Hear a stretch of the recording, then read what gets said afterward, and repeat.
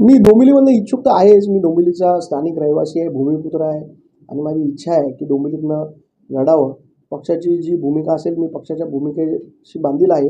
परंतु डोंबिवलीचं आपण जे गेल्या 14 वर्षाचा जो डोंबिवलीचा वनवास आहे तो संपवण्यासाठी जर नवीन नेतृत्व समोर येत असेल, नवीन चेहरे समोर येत असतील तर त्याला लोकांनी पाठबळ दिलं पाहिजे असं माझं मत आहे.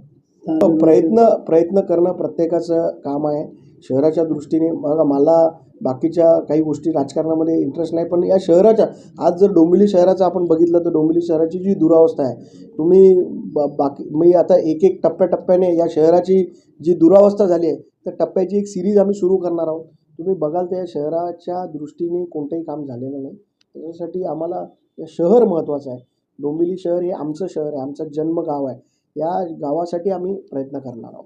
त्यांना तिकीट दिलं तर तुम्ही त्यांना सहकार्य करणार का? बघू तो पुढचा विषय